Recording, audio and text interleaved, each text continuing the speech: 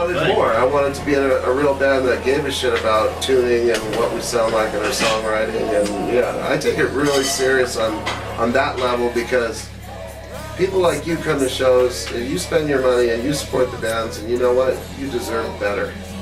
You deserve your money's worth and more. And anyway, Steve and I and Randy and guitar player, the band before Crown Thorns was called Blitzen, and so I was with them a couple of years, and I asked the guitar player from that to come over. So Steve Van Pearson and John McLaren from Blitzen and Randall Magic Drums Garten and I started Crown Thorns in 1993. And I thought, in the early days, I thought, okay, I'll be with these guys forever. But that's not what happens. And over the years, I've gone up and down with it, where I feel guilty and I think, well, man, as long as I'm keeping it every 5 years, am I a bad guy or a bad guy to work with or whatever? But then there's the other side of it. Every few years you add somebody new, and it injects a whole new vibe and new songwriting and new everything. So it kind of freshens everything up. So in a way, if things wouldn't have worked out exactly the way they did, maybe we would have been a band who put out 9 albums that all sound the same. So on that level, I'm really grateful that I got to work with all the guys that I have over the years. That was it, that was the beginning. And like I said, immediately I heard Steve play. I was like, oh my God, this guy is so talented, I've got to work with him. And the drummer was a lot like Tommy Aldridge, and young and fiery, and yeah, we just jumped in, man, right away. We didn't even think twice about it. We just started the band and started rolling. Oh my God. I was still the oldest, but I think Steve is like 5 years behind me. Randy's somewhere around there, I was the oldest. 93, I would have been 31. I probably made 7 or 8 records before I was ever in Crown Thorns. So I had a good life already in music. So I basically took what I learned from all those other projects and focused it here. And something I learned real quick was, in the job market, if you applied for a job and they look at your resume and you had 5 jobs in 12 years, that doesn't look good for your resume. It's no different in music, and I know, a lot of guys like to hop from band to band to band, and I get it. I think everybody should do what they enjoy doing, but I wanted to be able to make a mark, and if you're hopping from band to band to band, where's your allegiance? So now when people see me, they think St. Madness and not 10 other bands, right. which was the idea from the beginning. Stay, even though it was hard going through different people and stuff, stay committed. And I'm committed to the name St. Madness, almost like it gave me a chance to do what I love to do, and I have huge respect for the name St. Madness. It isn't about me, it's bigger than the sum of its parts. The name St. Madness is important, and I feel fortunate to be able to sing in the band. So I never really look at it like, without you there's no St. Madness. That's bullshit. And I've told Marge and the band that if I had passed away or something, by all means get another singer and continue it. I'm all for that. My blessing as they chose to be. Well, since it was 93, it was just getting where metal was on its way out and alternative was in. And what was kind of sad for me was when Nirvana came out, I was a Nirvana fan, a big fan. I still am. But then all of a sudden, a lot of their fans and stuff were saying, fuck metal, and you're an idiot if you're in metal, and making fun of with the spandex and the big hair and all that stuff. And it was like, it seemed like things literally changed overnight. One day, everybody's singing Long Live Rock and Roll, and the next day, you don't even want to say rock and roll because it's kind of like a dirty word. And metal, oh my God, you're in a metal band? That's so yesterday. They really tried to convince us that the music we love is only a fad. But metal music has been around for a long time. It's not a fad. And anybody who says that now is their head up their ass. But the more the alternative music got popular, that's when one day, Marge, were we at a Toys R Us, I think? Toys R Us. I think we were buying Silly String for the show. And I said to her, next show I'm going to paint my face. I'm tired of, I always thought we had great songs, and we were playing shows, and 20 people would show up, 30, whatever, 60 maybe. And we just weren't catching on, And the alternative music was booming, and it just made me angry. I'm like, fuck this, we gotta do something. Become the biggest burr in the valley, I was in drug treatment back in 1990, and an old man said to me, I know you, Pat. You're the burr in the haystack. I said, I think you're right. With St. Madness, our goal from the beginning was to annoy people, to stick out, to just go completely left field. In the early days, people really thought we worshiped Satan, and we helped that along.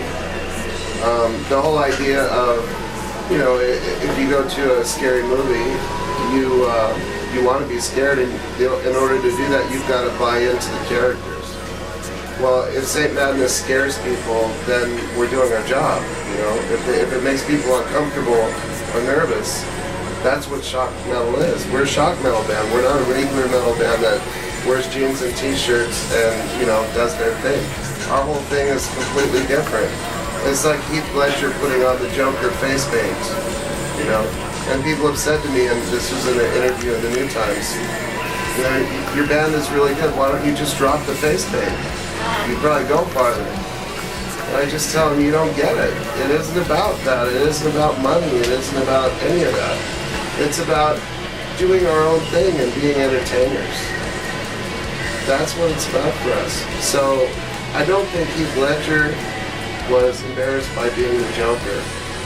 And I have never been embarrassed by being Prophet. In fact, I love it. So I think it takes certain Carnival people to do Carnival. I don't know. I hope it's been really good. I mean, if I say anything, then maybe it looks like a boast. So all I can say is, over the years, I've had a lot of people come up to me and say, when I was 16 years old, I used to sneak in your shows. I love your band. I'm in a band now.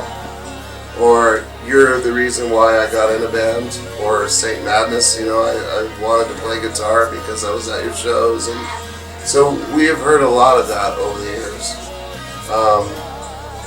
And that's really cool. That's like someone handing you a trophy. Right. When they say, I was a kid and I was influenced by your music. Our goal, too, is to help mentor the Arizona metal scene, to become stronger, to try to get bands to work together, to understand, look, we're all working our asses off. If you want to be a rock star, maybe you're missing the point, because the term rock star itself even just implies arrogance. Self-love. We're servants. When you go to a restaurant, the chef serves you the best meal he can on a plate that he hopes is presentable and he hopes you'll come back. We serve up metal music, and we're a servant. The most important people at any show is the fans and the audience, not the band. I mean, we should literally come off stage and shake everyone's hand and say thank you for letting me do what I love. I love all the bands here. I do. I'm sincere when I say that. I love going out to shows and seeing a new killer band. And I don't look at, I'm not trying to musically compete with anybody, because, again, the other day Marge and I were talking about, we're like the Harlem Globetrotters, If they were to play the LA Lakers, the bands that are really trying to make it and all that stuff, they're like the LA Lakers. But we're the Harlem Globetrotters, Having a good time. If I never tour the world, that's fine. I get to play killer shows, be with all my friends, and go home at night and be with my family. I would love to tour. I would love to go to Europe and Brazil and so forth, to Japan. That's a dream. But if it doesn't happen, I've had a great life. And so for us, it's about, we just want to entertain whoever bothers to show up, and hopefully we give them more than their money's worth.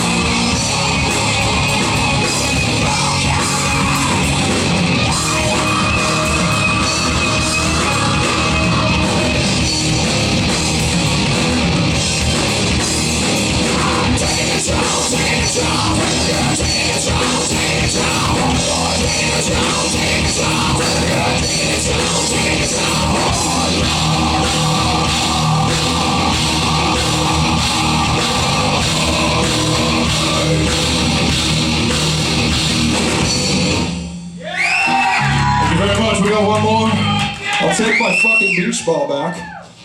Yeah. Feed me hate. I'll eat a beach ball too. Favorite song right here.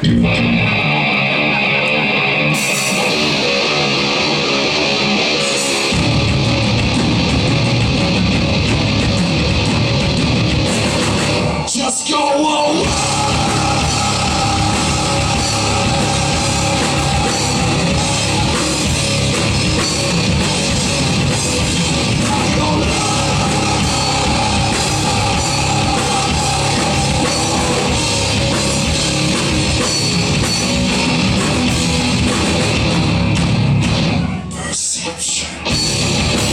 So crazy, annihilation,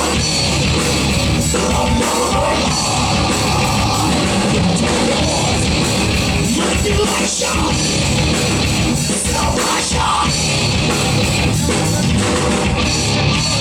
So feed me.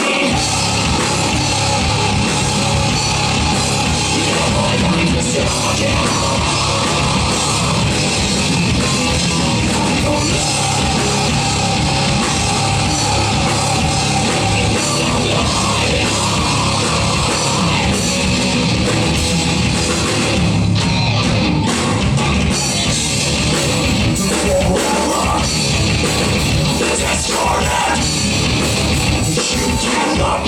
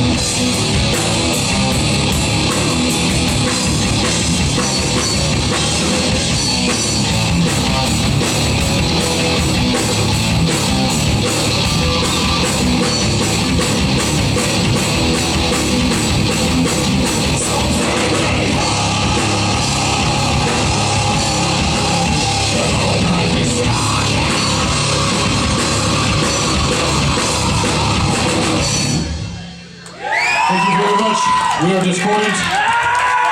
Thanks for the killer sound, Rudy. Stick around, a lot of great fucking bands coming up. Happy birthday, Michael. So in the corner over here, we got free CDs, free stickers, we got some shirts for sale. Check us out. This is a really good lesson to learn, young bands. When you say to yourself that, oh, we're playing this show, there's only 20 people in the venue, who gives a shit, you know. Franco from the Mason Jar called one day and he said, listen, can you do me a favor? The band I had booked on Monday can't make it, and I really would like you guys to come down, you know, just have fun, just play a set. We're like, okay, we'll do you a favor. Well, Franco is Italian. The best way to work with Franco is you say, okay, Franco, I do you this favor, but you do me one later, right? And he would. And he'd find us really good national openers or give us a weekend headliner, blah, blah, blah, let us have all our friends on the bill. Whatever. He's Italian. You work back and forth like that. So we said, yeah, we'll do it. We showed up.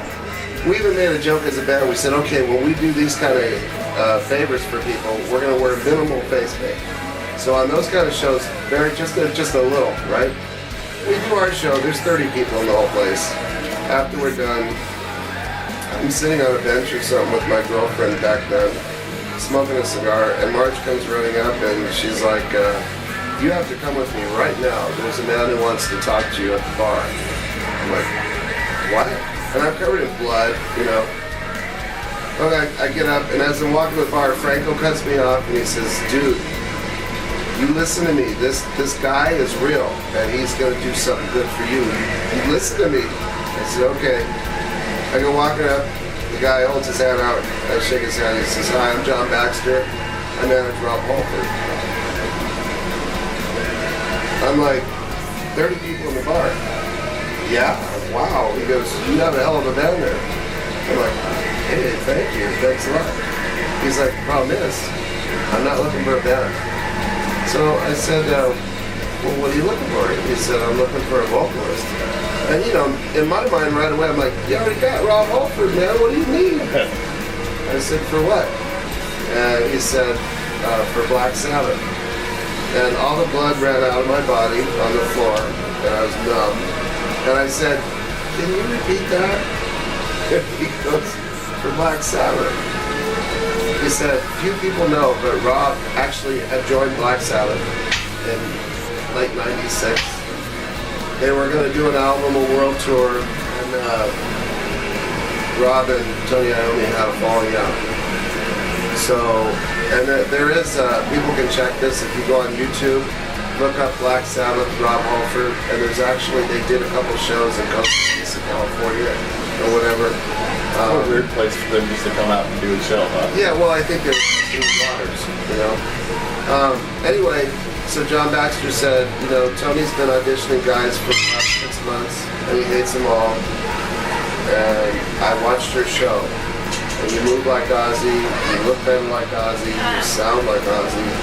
Do you think you can sing Black Sabbath music? And I said, well, Black Sabbath is one of my favorite bands of all time. I think, yeah, I think I could. And he said, well, if you'd be interested, I'd like to set you up for an audition. I said, sure. And I was so numb that I was just standing there. And then he gets on the phone and he calls Rob Halford, who was in LA at the time, on his cell phone. And he says, Rob, I think I found the guy for the Sabbath gig. And I'm hearing him say this stuff, and I'm just saying, it's surreal. This isn't really happening. But Franco's just beaming. And he gets off the phone and he hands me his card and he says, okay, it's Monday, I want you to call me Friday and I'll let you know where I'm at with the audition. This was in like January of 1997. It was. So John Baxter said to me, you know, Pat, I really think you're going to get the gig. And if you get the gig, you'll actually put me and Rob in better standing with Tony again because I helped find him a vocalist. So he said, you're leaving me, helping me out. I said, well, you know, I'll do my best.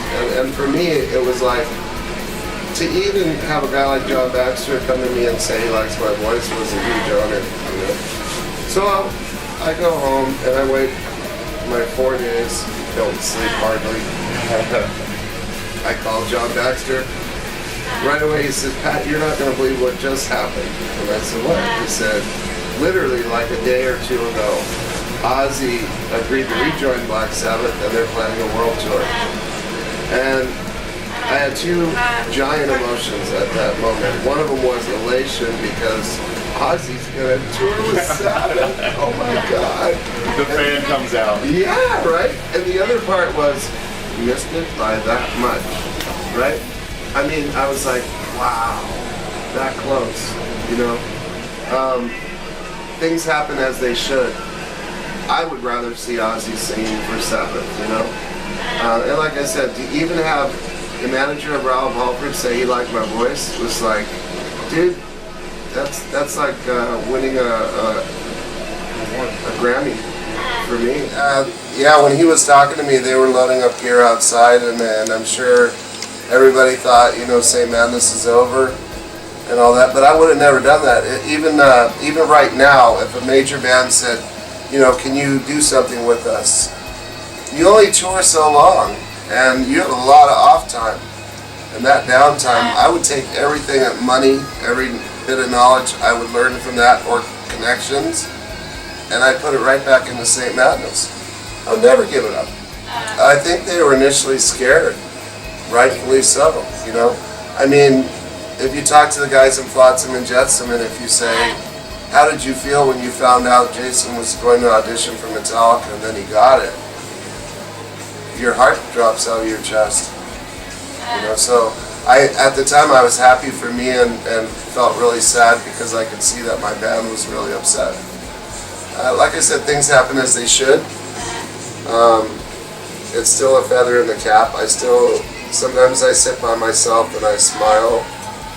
But the lesson there is, don't ever discredit when you're playing a show and there's not many people there. There could be 5 people there. One of the 5 people could be the owner of a record label who just happens to be there. So I believe you should give your best, no matter how large or small the audience is. Give your best. You're in this to be seen, to build your following, hopefully to make some money. Well, if you get in the habit of treating every show like it's your greatest show ever, then you're going to get so used to putting on great shows that you'll be a machine. But if you go, there's only 30 people in the bar, I don't really give a shit and stuff, then it's like, wow, man, you know, you've really got to learn that lesson. So it was an amazing thing that happened. It's an awesome mason jar memory. Yeah, I can imagine. Yeah.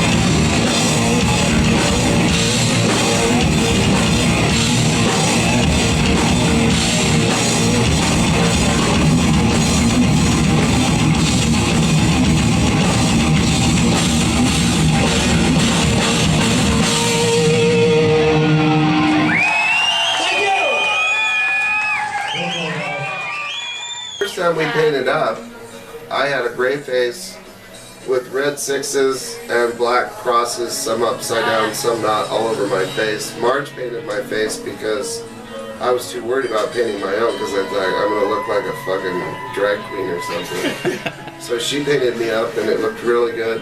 The rest of the guys only did bars across, a black bar across their eyes, the first show. They really morphed themselves into whoever they became. And I think, you know, that's the funny thing about what we do. You start painting up a couple times and it's like this alter ego comes out of you and you discover yourself. Right away, Steve was like Van Pearson. That's him there in the red, playing guitar. Right away, he's like, I'm gonna dress like a Catholic schoolgirl. No, I have. Was that you? Yeah. How did that Out of the work? closet we come, right? I said, I looked at him and I said, would you be a Catholic schoolgirl for me? And he looked at me and went, Sure. yeah. Just like This that. is what I love. See, we're carnival people, you know, and we happen to play metal music, but we're carnies. We travel around, we bring our show to you, and we do that. So it takes a certain kind of person to even think about doing what we do. A lot of people are not comfortable with that at all, you know, being on stage at all, let alone going through all that. But yes, you know, Van Pearson right off the bat had pigtails and a Catholic schoolgirl's outfit, and he's the most heterosexual man you'll ever meet. He's married, he's got a daughter. Like I said, fun-loving guy. We used to laugh because he'd go, the other day I went into Kmart, and I'm like looking around, I went with my wife, Renee, and we're both looking around like this to make sure nobody's looking, and then I'm trying on dresses.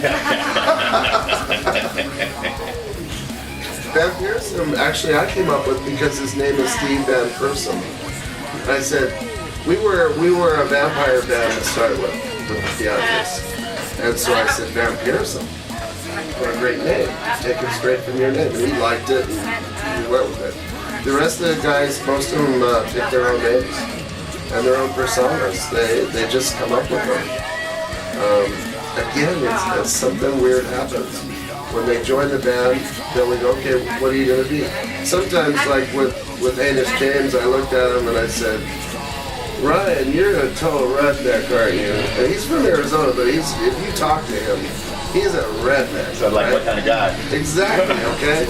So I said, you're a redneck? Yeah, I'm a redneck. I said, well, dude, you gotta make that who you are. Hamish James, you know, then he came up with Hamish James as like one of the James gang, right? And he's a total redneck and the perfect fit, you know. Now, when you say the James gang, are you talking about the Jesse James. Okay, not the band. Yeah, no, The bank robbers. Jesse James, and he thought, yeah, I'll just be one of Jesse James' brothers, Hamish James. Right on. And you? And Prophet kind of happened by, in the early days, I started with this bass here. Back in the early days, I changed to like these times. I changed my face every single show. It was always different.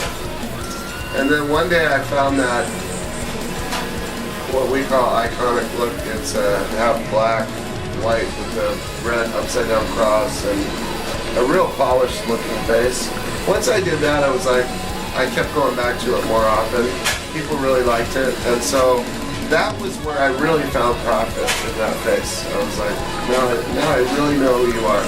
Because I was still trying to figure it out as I was going, you know. Incredibly. Check that. It was incredibly fun. Here's the silly thing of it all. When we were Crown of Thorns playing around, no face paint. We had banners, we had lights, but no face paint. We were headlining Wednesday nights at the Jar, going on at midnight for 12 people for like 2 years. And our music was good, but nobody was catching on. The second we had a face paint and a little bit of a show playing the exact same songs, we headlined everywhere we wanted on weekends because so many people showed up. Wow.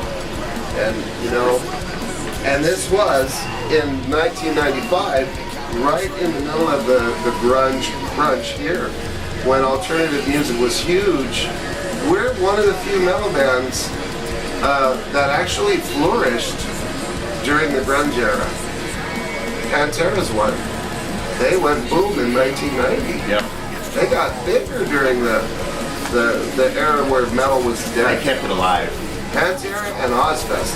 Those two events happening in the 90s, I agree.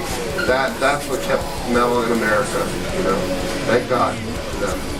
But yeah, we were one that, I mean, I used to go to the Electric Ballroom, which is about the size of the Marquee Theater. And I'd see, you know, local bands headlining there on the weekends, and I'd be in the audience thinking, what the fuck do we have to do to get to that? Because I was like, I want that. We would play the Electric Ballroom on a Wednesday when there's maybe 100 people in a place that holds 1,000. But we couldn't play the weekends. We weren't even being offered to open on the weekends there at that time. So I'm like, what the hell do we have to do? Well, we found our niche. Once we started doing what we did, we were headlining weekends at the Electric Ballroom, lo and behold. And our largest audience there was like between 700 and 900 people. Wow. It was really awesome. You got your boy on stage with you. Yeah, that's Josh right there. Awesome. I know. You know, and then back then people were saying, you better not take your son on stage. You know, CPS is going to come get you and take your kid away, and, you know, for your adult show, blah, blah, blah. I'm like, you know, whatever. He's always, yeah, our lawyer, he's always been a part of the band. He grew up in the band. Nobody knows more about this band probably than Josh, me, and March. About this fella. Chief, yeah, Chief is another one who, you know, he's seen every era of the band except probably the first one, right? The original guys. So he knows what's good and what isn't. He's seen them all. When he stops coming to shows, I know that, If he stops coming to the house, yeah, you know, that's what it's done. We're writing shitty music now because Chief doesn't ever want to come back. Carnival Metal. We're a sideshow. We're a show. It's metal music with craziness. You know, it's what you pay to go to a circus and you go to the carnivals and you know you want to see the two-headed woman or whatever. We try to provide that in a metal music environment. You know, it's kind of like our songwriting. It just happens. You know, one day our friend Howard Hansen was over and I had an apartment. We used to have this back in my bedroom and the bathroom. We used to have so many parties back there and smoke so much pot. And one day we're smoking pot with Howard. I look at him and I'm like, Howard, you kind of remind me of Elvis Presley a little bit. Would you ever consider, like, if we go get one of them jumpsuits and everything and coming out on stage and throwing some karate kicks and stuff? He's like, yeah, I could do that. Was this an old Elvis or a young Elvis? Probably in his 30s. And Howard was a really shy, quiet guy. Really quiet, right? Smoked too much dope. We all did. And the first time he put on that damn Elvis suit, oh my God, was he hysterical. And we had him on stage a bunch of times. He never sang. He would just do karate kicks and shit. But this was a heavy-set guy who could kick this high. He was that limber. Wow. So he could throw the kicks. I mean, his foot was way up here. And, you know, he's doing it. And it just, I don't know, it just fell together. A lot of times that's what happens. Someone, you know, we get a friend in the band. If you hung out with the band, sooner or later, we would look at you and go, you know, if you wore this big black hood and we painted your face up, you could be a Grim Reaper. And that's just how it happens. And see, this is the bathroom I'm talking about. That's where we were with Howard, right? So that's all we used to do back then. This after show smoke out. In the bathroom. As you had the powwow in the bathroom. We always had the powwow back there back in those days. 3 less? 3 lefts. You'd come in the house, go to the left, down the hall, go to the left, and make a left again. Yes. And what's even cool is on a few occasions, they come painted as people in the band. Right. And I remember when I was young, when Kiss came out, watching people do that, going to Kiss concerts, painted up as Gene or Paul or Ace or Pete or whatever. And all these years of doing face paint, we never really thought that way. I never think about that, you know. And the cutest one, there's Frankenstein, he's going to perform with us tonight. The cutest one was little Krista Yazzie. She came to a Halloween party that we had. And she came as me, and she even had the little goatee. She had the Arizona flag head rag. She had the stitches, and I mean, it was so cool. I turned around and there she was looking at me with a big smile on her face. At the party or at a show? At a party at Bad Manor. We had a Halloween party. And we do often. When you get there, you'll see what I mean. And sometimes we have 2-3 bands play with us, and it's a great night. And it was one of those kind of nights. You guys, we got St. Madness in the house tonight. Holy shit, these guys have been around for what, 20 years, right? God damn. That's a hard-working band.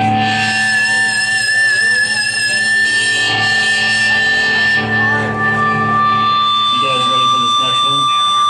You need to get a pick going right here. This next song we got for you guys is one of my personal favorites, entitled Taking My Life. 1, 2, 3, 4!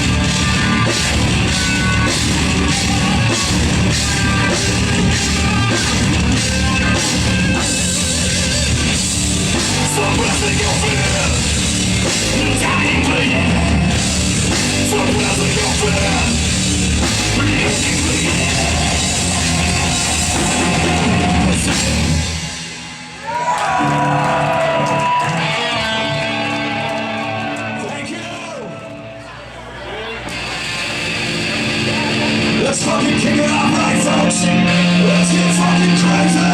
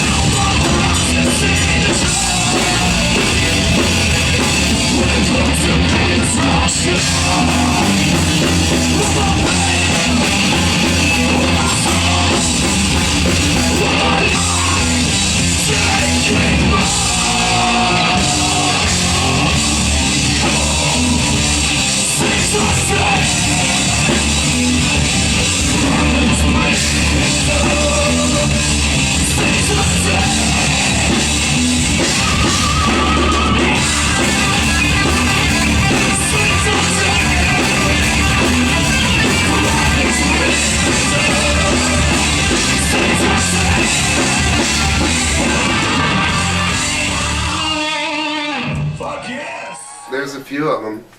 It's got to be Glendale Arena, which is jobbing.com arena. Was that your the UFC fighting one? Yeah. There was over 8,000 people at that, so it's hard to forget that. No, that's huge compared to 900. What that make you feel like? Awesome. And what was really cool about it was, you know, the people were there for their fighting. I mean, we had people show up, but we didn't have 8,000 people to see us. So in that crowd, you had, you know, they weren't all metalheads. There were people like country, all different kinds of music, all different walks of life. They weren't there for a metal concert. There were some that were there for that. But you know what? When we started playing, a huge mosh pit broke out. And my last post on the event page that I just did is the video from Glendale Arena. Oh man. And it's pretty killer, you know.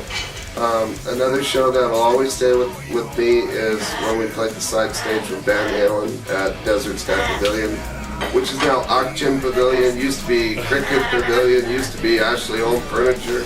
It'll always be Desert fucking Pavilion to me, because we're in the Arizona desert. Right. I don't get that. Furniture, come on. They're changing names so often that you can't even feel like fuzzy and warm about any place anymore because they change so much. But we played that, and you know, that's another one of those things that just came out of the blue. We got a phone call from Danny Zalisco's office at Evening Star, and they said, yeah, we'd like you to play one. There were 2 side stages. We'd like you to play one of the side stages for Van Halen and Monster Magnet. Of course, I'm an old Van Halen fan, so I was like, wow.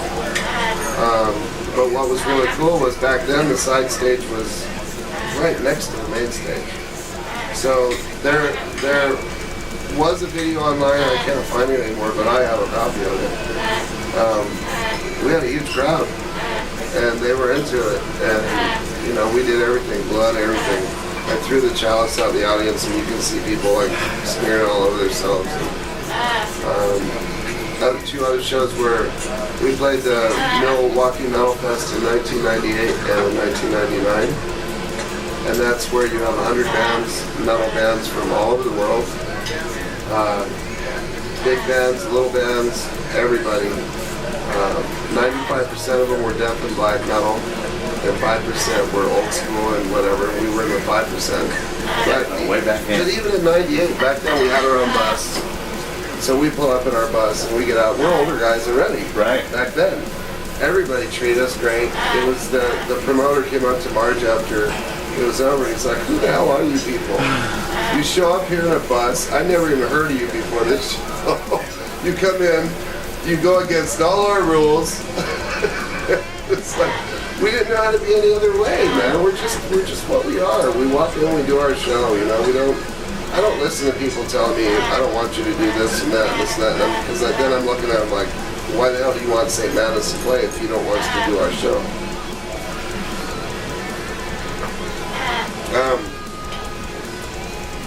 I have a few, really. I love playing Joe's Grotto. It has the feeling of a concert venue more than a bar. You can't put it on your arm. Which I think is important. I love playing 910 Live because it's outside. My favorite gigs to play, period, are outside gigs. Have you been there since they changed the inside venue? Of course. I mean, does that work well with the outside band, the inside? It does now. In the beginning, they weren't allowing the bands to use the bathroom inside the venue, so they have porta potties outside, and they were telling bands, "Hey, you got to use that." But now they figured it out, and they're letting people go in. So, you know, when you tell your girlfriend, honey, you know, I gotta take a leak. You can go inside and look at a few topless ladies. The joys of being that. So they allow that exchange Yeah, in they between. do allow it. That's good. We played the Masquerade Theater in Atlanta, Georgia. We played Murphy's in Springfield, Missouri. We played LA a couple of times, or Hollywood. All over Arizona, pretty much everywhere here that you can play. We played the Nest Haunted House, you know, which is a real popular haunted house. We haven't done any suspension shows, but I'd totally be into it. Yeah. Because it would fit, you know. Totally. We had always talked about trying to contact Jim Rose Circus or something, and that's Marge's dream, is to have a event where you have all kinds of freaks of nature and all kinds of freak fest kind of thing. That would be a blast, huh? Where it's actually under Yeah. Buchanan as opposed to, Yeah, just to get all freaky bands that are different, you know, and stick them in 3-ring people with circuits. you know, that are tattooed from head to foot and Bring the whole carnival all aspect together. to it. Exactly, yeah. It ruined the old metal scene. It ruined the old music industry as a whole, because back then, before the internet, labels had control of everything. They had the money. A label is nothing more than a bank. And Marge and I have talked about this many, many times, and we talk about this with other bands and so forth. A label comes to your band and says, "Oh, I like your band. I want to sign you. Here's $300,000 up front," which is what a bank does when he says you go for a house loan. And he says, "Okay, your home is your collateral. Here's the money to buy the home." The label says, "I like your music. I'm giving you this money up front. You now owe that to me with interest. And, you know, your album needs to sell in order for us to keep funding you and help you." So they're basically a bank. A label's a bank. So in the 80s and before, the labels had all the control. So I've read that what happened in the 80s was there were so many rock and metal bands that got so big and bloated money-wise that a lot of the labels, and I don't know, you can, maybe some record people will dispute this, but got to the point where they're saying, man, we're paying all these bands so much because every time you become more successful, when your contract comes up, you renegotiate, of course, for more money. So, yeah, guys like Poison Warrant, all these bands that were huge in the 80s, making tons of money. And I read somewhere that somebody said, you know what, I'm going to find these punk bands of kids that don't know too much, sign them, make them popular, and we can start over, But then when the internet came, it took all the power out of the label's hands because people don't want to buy your album anymore. They want to just get it for free offline. So now labels are like, well, what do we have to negotiate? It used to be your album was your prime jewel. Your album was your biggest moneymaker. That money's been taken away. So now it's like, for a band to make money, you've got to have product, t-shirts, hats, anything with your moniker on them, so you can make some money. So a lot of good things happen because of the internet, because a little brand new garage band can make themselves known all over the world if they're willing to work hard and they're smart about how they do it. From your computer. You can touch the world from your computer. So that's a really good thing. The internet has done a world of good for St. Madness. Back in the 80s, can you imagine before that, if you had a band and you're reading, you go to the store and you pick up Metal Hammer and these magazines from Europe, you're like, man, how do I get my band known in Europe? So then you go to stores and look for magazines and find their contact info and send them something, Now you just go online, send them an email, you have direct conversation. It's easy. It's almost too easy. So you just bust your ass. Every single day, I'm on the computer contacting people in different parts of the world and trying to share St. Madness music with them. No doubt about it. No doubt about it. With a basic idea of what the album is going to be about, because most of our albums are kind of concept albums. Theme-oriented. So we establish what concept it's going to be. Our artist is a good friend of ours. He's done 6 albums or whatever for us. So I meet with Eric. His name's Eric McFarland. I meet with him for lunch. We discuss what it's going to be about. I tell him my ideas, and then he takes them and runs with them and does his own thing. Sometimes he comes up with something completely different, but I always like it better than what I came up with. He's just so good, and I have full trust in him. Marge and I are very loyal people.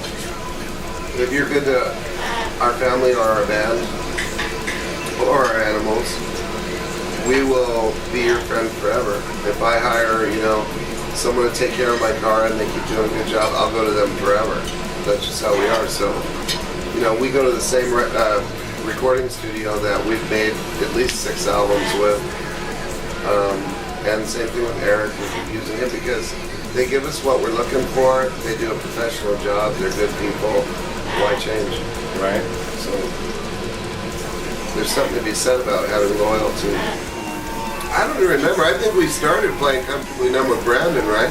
Originally. Do you remember who came up with the idea to play it?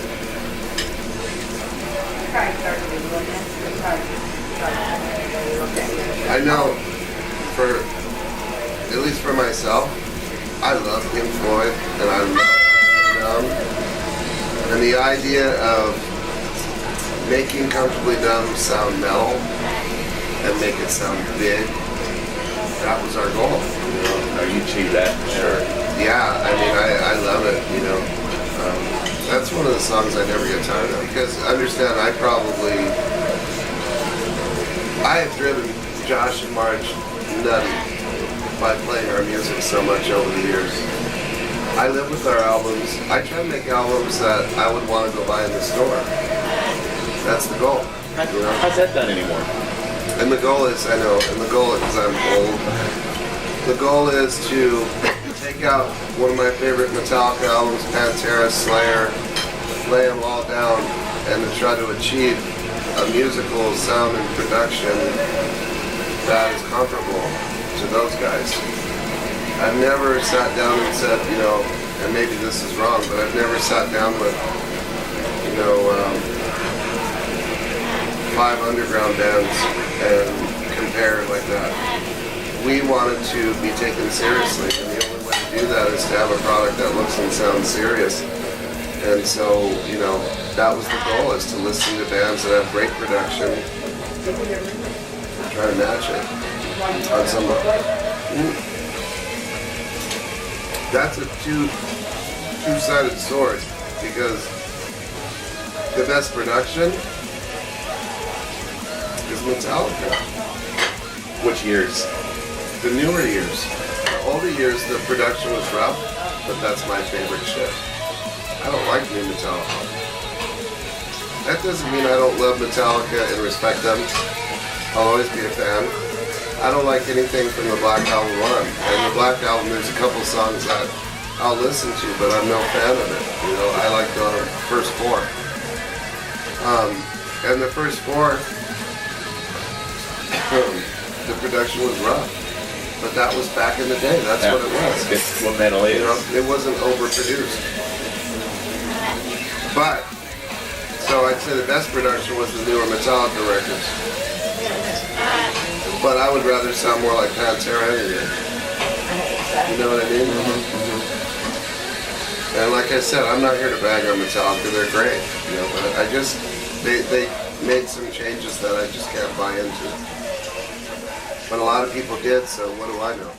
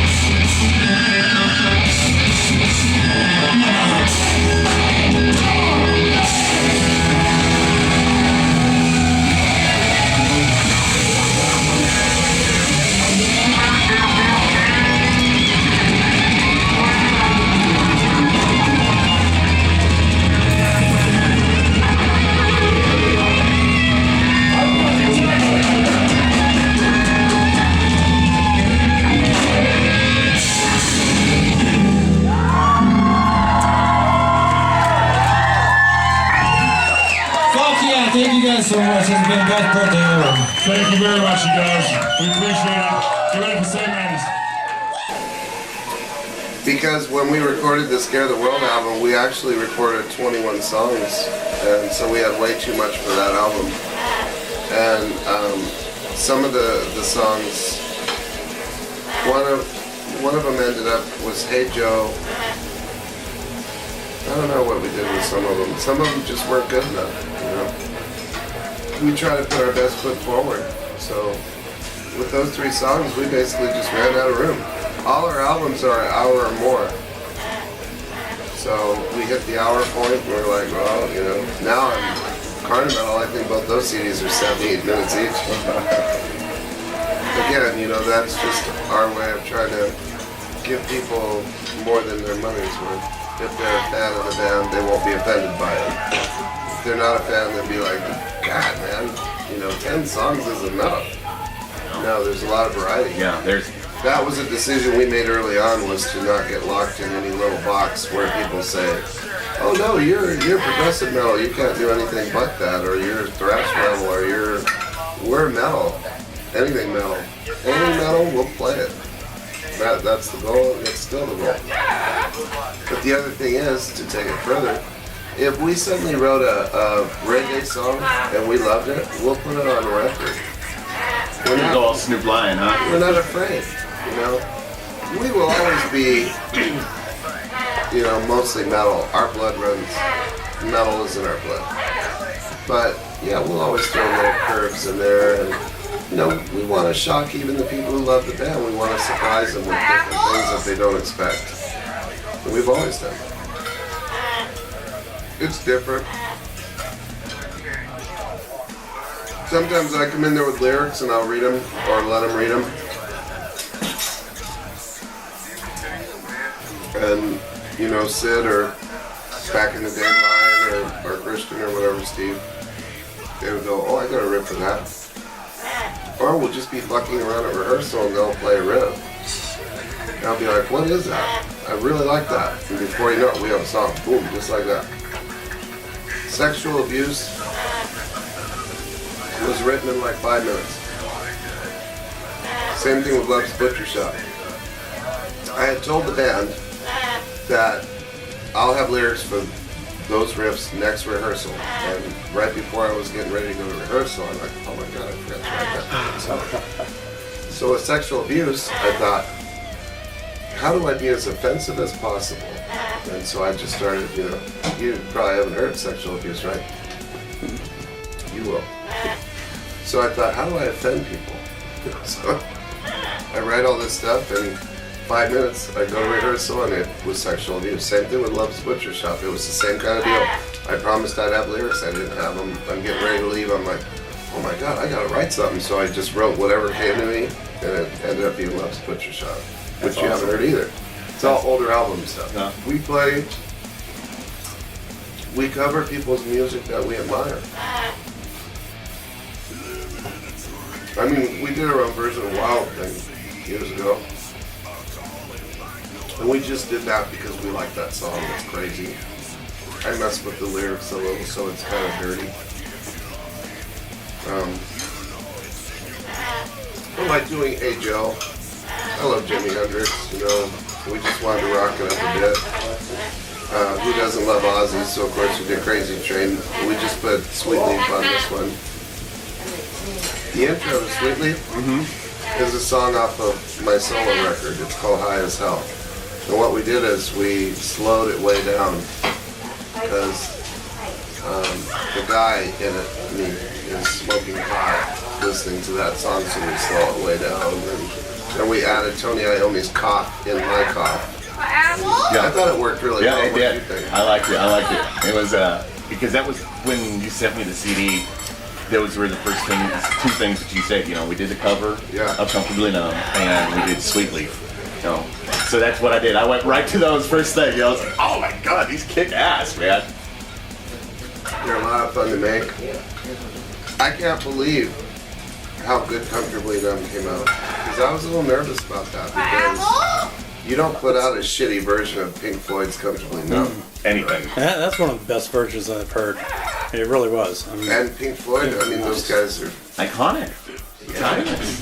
The fact that we were able to do a really good version of it is just amazing. I love it. I listen to it all the time. And I'm surprised that our parent Noah here isn't Taking it up. the St. Madness stuff.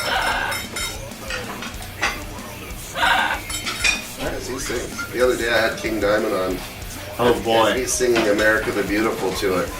I've had an amazing 20 years because I'm the only member that's been there for all of it. And I'm humbled by that because the Phoenix metal scene is not an easy scene at all. There's too many good bands for it to be easy. You have to bust your ass to do well here. If you do well in Phoenix, Arizona, it's no small task because Phoenix is the 5th largest city in the United States. So to do well here is really saying something good for your band. I'm a California native. I moved to Arizona in 1986. This metal scene, from day one, has opened its heart to me, and I was in a band called Blitzen for a couple of years before Crown of Thorns. And Blitzen was a pretty popular band around here. They were together 5 years before I joined them. Sounds so familiar. And right away, their fans embraced me as their singer. And but I've always been about, I want to help other bands. When we do shows like tonight, any night, we treat every band that's on the bill with respect as an equal. We're out there busting their ass just like we are. We're not prima donnas and we're not interested in being that. If anything, we want to be the exact opposite. I don't mind humbling myself. I don't mind opening myself up to ridicule. I don't mind any of that because I could sit around and just, be selfish and only concern myself with my band and everything good happening for us, and that's not me. I just don't want to be that guy, man. I want to help other bands, and when I hear of a band coming out of this scene, whether it's metal or not, and doing good, I'm really happy, and I'm really happy for them, and I'm happy for our scene. The show tonight is not just a celebration for St. Madness, it's a celebration for the Arizona metal scene, if you really look at it for what it is. To have any band out there 20 years is an accomplishment and a celebration, and it's for everybody. This show tonight is for everybody. And I just can't believe that I get to be a part of it. And I get to sing, I get to do what I love because guys like you want to interview me and want to come to the shows. If it wasn't for people like you, I wouldn't get to do what I love more than anything in the world. It's not about the money. It's not about the chicks anymore. It's about trying to create art that I can stand 100% behind and that I have my whole heart in and I believe in with all my heart. I still love the chicks. I still love money. But when I was young, that was the focus. Chicks, money, whatever. Not in that. Sex, drugs, and rock and roll, right? Sex, drugs, and rock and roll. I still believe in sex, drugs, and rock and roll. But I also believe, like I said earlier, you guys as fans, you deserve better. And you deserve to have bands up there that take this shit serious and work hard to give you a great show. Whether they're wearing jeans and a t-shirt or some silly red jumpsuit, whatever it is. My opinion is those people in the audience, man, they're the ones that matter. I will do whatever I have to do up there on stage to make sure that the audience is entertained and that they walk out of there going, man, that was a show. It'll always be that way till I die, or retire, whichever comes first. I told Marge, though, if I retire from metal, and really the goal here is to make one final St. Madness album, do a bunch of shows, and put it to bed. So that'll be 10 albums. I mean, if you haven't said what you want to say in 10 albums, maybe it's time to shut up and let someone else talk, St. Madness or music?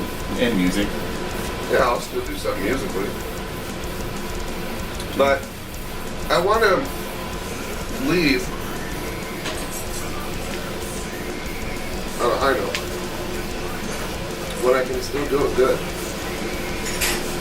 I don't want to retire when, oh man, did you hear him trying to hit those notes? And I don't want to be that guy, man. You know, I want to be able to walk off that stage for the last time with my head held high and look back and go, yeah, on our terms. I don't know. It would all depend on, I mean, believe me, the last month I've been saying, you know, Pat, the best time for you to announce your retirement is tonight at the show. You have old members coming back, you have all this, you have a lot of attention, you have people are excited. Maybe that's the perfect time to say I retire when you're done. But I'm not going to. So when you do say that, it'll be a done deal. It's not a. When I say it'll it's be a not done deal, I'm not going to come back. When I finally say this is the last St. Madness show, it will be the last St. Madness show. Yeah. Yeah. And I believe that's only fair. You know, it's a ploy that a lot of artists use when their popularity is starting to wane. Oh, we're doing our farewell tour, and then people shitload show up. It's like, well, now that y'all showed up, we don't want to retire. We're going to do another one next year. Why? If every show you're playing is back and they're all crying and wishing you well you're going to be back next year. But then those always overplay it by one. So then when you finally do retire, it won't be near as big deal as it was. Right. That's that forever going out of business sell. Well, you know, I liken it to boxers, fighters, UFC fighters, wrestlers, all of them. We all have our run. We all have our shelf life, you know, whether we like it or not. A fighter gets to a point where he's not fast anymore, and everything sure smarts even when he doesn't get hit that hard. There's nothing you can do about his age. And we all think we have one really good fight left in us when we don't. Muhammad Ali, one of my favorite boxers of all time, came back that last time, and I understand it, but I felt bad for him. He got his ass handed to him by Larry Holmes and a couple other guys. And I was still young, but I was brokenhearted because he was like one of my heroes. Yeah. I thought, why didn't you just stay retired when you did it? You did so perfect. But I understand that feeling of, oh my God, now I'm sitting at home. What the fuck do I do with my life? And you start making your family crazy. And that's how Ozzy says it. He says, I retired and then I'm sitting at home going nuts. He said, I had to come back. I understand that. But I guess what I'm saying for me is, I will know when I'm done. I will know. You're not going to come back out and do a freaking reality show, are you? You know, I think we need the one. Flannerys. We need a reality show about the Arizona metal scene. That's funny. We talked about that the other day. I wish you guys or someone else would go back and watch that movie, The Decline of Western Civilization, the heavy metal years. That lady back then just decided at that time, perfect timing, timing is everything, I'm going to do a documentary on all these crazy bands in LA. And now it's an iconic cult film. We have so many great metal bands here, man. We need somebody to put something together that's a collage of all these cool guys and interviews, and that would be the coolest thing ever. And I'm hoping that heavy metal television would air parts of it. I'll certainly submit what we do, you know, to those guys. But they're really cool too because all different styles of metal. They're not hooked on any one. Right. You have a glam artist 1 minute, And then death metal right next to it. Yeah, you know, and I love that. No. Because to me, it's all metal. I don't like all those subgenres. After a while, it gets ridiculous to me, but I understand it. I understand we want to give everything a name, you know. Now, I guess we're Carnival, right? So a bunch of, you know, theatrical bands will all be Carnival bands. But, I mean, come on, it's just metal music, man. We're a metal band. That's the bottom line. Everybody's got their different way of projecting it. Oh, and I applaud that. I think there's room for everybody. You know, there's room for everybody out there. It's not overly crowded in here, you know. And if you have it in your heart, and one day you say, man, I want to do that, do it.